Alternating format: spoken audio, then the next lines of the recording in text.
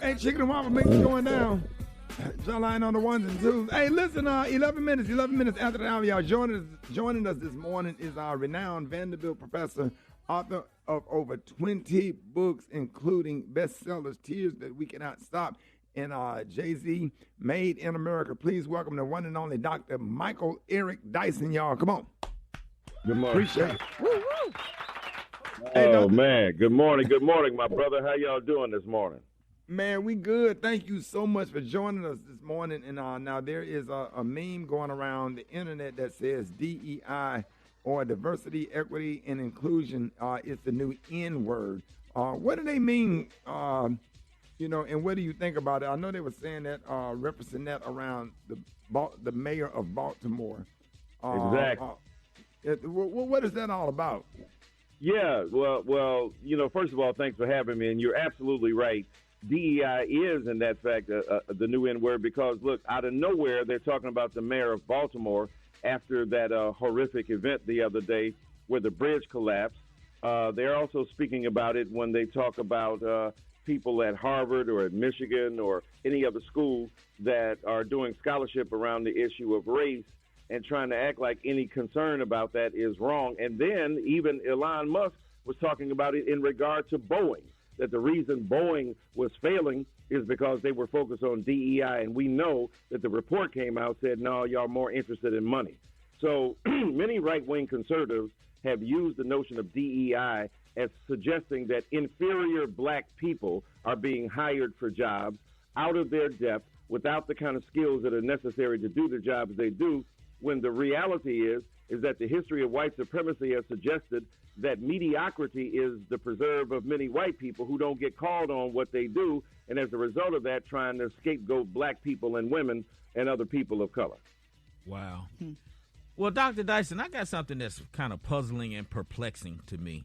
So a lot of young black people, including some rappers and other influencers, are supporting Donald Trump because they say they think he has swag and because he handed out checks during the pandemic. What do you make of this? I blame the Rickey Smiley show because clearly y'all ain't educating these young Negroes about what's going on in the real world. I'm being funny. Y'all do a heck of a job. That's why I'm glad on this morning. Look, we trying. The point is this, is that if you think Donald Trump handed you a check during the pandemic, number one, you're ignorant about the political process. That's your money. That ain't his money. And we already know by the court cases he's facing, he can't handle money. He don't know what to do with his dough. And then to think he has swag is so ridiculous. Again, when Barack Obama was in office and had a tan suit on, then they went nuts and lost their minds. Oh, my God, he's got too much swag. That's not appropriate for the president. Now we got young black people thinking because this guy is a bully and because he can say nasty things to people, he is the perfect internet president because he traffics in insults as opposed to substantive political ideas. So it's tragic, and I got to push back on these young people to say, look at what you're talking about. This guy is a fascist, undermines American government, supports those who attacked the government on January 6th. That is not the example of a president we want in office. Man, and I want to ask you, what would you think? What would Dr. King think about what's happening today in the right-wing conservatives? And they always using Dr. King's words to justify the attack on racial progress. Yes, sir. No, that's a great question. Yeah, it's tragic. Dr. King issued 34 words when he was 34 years old. I have a dream one day my 4 little children will live in a nation where they will not be judged by the color of their skin, but by the content of their character. So many right-wing conservatives use this to attack progress on race, to think that anybody who mentions blackness or Latino identity or indigenous identity is themselves an opponent of the kind of colorblind ideals he has. A young black conservative is now writing a book about color blindness and attacking so-called woke ideology. This is a misuse and abuse of Martin Luther King Jr.'s idea. After all, he said it was a dream, not a reality. It was an ideal after which he strived. It was not something that was yet real. So many conservatives won't admit that when King was alive, they opposed his ideas. Now that he's safely dead in his grave, they're trying to use his ideas to suggest that those of us who are the legatees of Martin Luther King Jr.'s Jr., are the ones who are messing things up. And this is why we got to constantly oppose that kind of manipulation of King's rhetoric, especially as the 56th anniversary of his death approaches. Always good to have you on. I love watching you on the different news channels. Comedian Rita Brent. You had a question, Rita? Yes, Dr. Dyson, nice to meet you. Big fan of your work. So I am curious in how we can keep people encouraged to vote when folks feel like their vote doesn't count. You know, Hillary Clinton won the popular vote, but then lost the Electoral College to Trump. And I think a lot of folks are just wondering, does voting still make a difference in my personal life? So how do we encourage people in that sense? Yes, ma'am. It's a great point. Look, we got to tell young people and others who are new to voting, this is how it works. You don't always get what you vote for. You don't always win. You don't always prevail. Look at what people do who don't get the vote to turn out the way they want to. They storm the Capitol and do crazy stuff. They engage in an insurrection. But what we got to remember is black people, as bad as it is now, it's been far worse in the past. What about when you didn't have a choice between two candidates, when you couldn't vote at all? So, and that wasn't that long ago. We're talking about, 1965 for most people in the South who could not vote, including my mama and other people. So the reality is that why does voting make a difference? If we had a different person in the White House, 3 people would not now be on the Supreme Court who are swaying it to the far right. I've been saying that for years. Right?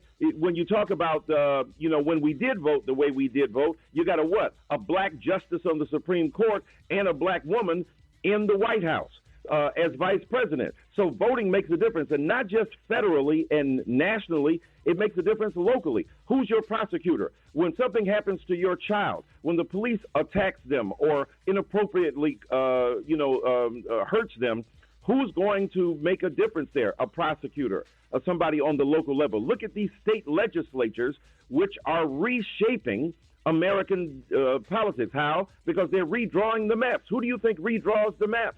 It is the local state legislator. 38 out of 50 of them are right-wing or Republican. So your vote makes a difference. You got to stop this notion that because you didn't get what you wanted one time or 2 times while voting, that voting doesn't make a difference. The fact is, voting is about the light bill. Voting is about the water. Voting is zoning districts. Voting is about where you live. You got to understand it makes a big difference.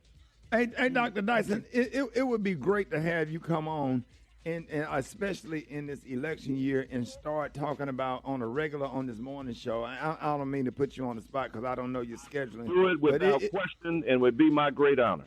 Yes, sir. We miss having you on the show. When this morning show first started, you used to come to the studio with us in Dallas and would drop knowledge on us and giving us a government class right there on the radio. And we was on the hip-hop station then, and we really, really need your voice to come and just articulate some of this stuff. And we absolutely love you. I'm glad Pastor Hain reconnected us. And it's a blessing to have you. Dr. Dyson, let everybody know how you can be reached. Listen here, you can hit me on the Instagram, Michael Eric Dyson. You can hit me on Twitter at Michael E. Dyson. And then I'm at teaching at Vanderbilt University. If y'all want to come out tonight, I'm at Rice University tonight at 7 p.m. at Kraft Hall 130. And I'm going to be talking about it. BHM, BLM, DEI, CRT, AI, AP, and MLK, alphabets against American amnesia. I'm going to break this down, talk about why the white supremacy of this nation has to be opposed, why these governors are out here wilding out like DeSantis and Abbott, trying to argue against our very being. That's why you got to get out here and vote. So come check me out tonight. Hit me up on Instagram. I'm always available. Let's chop it up. Hey, I'm gonna give them. I get so excited. I get so excited when you come on because I'm one of your biggest fans. I got to get an Alpha Phi sponsored. You come down to Miles College. I'm going to call Dr. Bobby Knight and get you to come down here, and we're going to pack it out and videotape it because we got to get this word out because it is serious because the stuff that I'm seeing out here is something that we have never, ever seen before. So we just got to get people motivated and uplifted, out, encouraged to get out and vote. Ladies and gentlemen, Dr. Michael Eric Dyson. Hey, man, thank you, man. We love you. Thank you so much, my brother.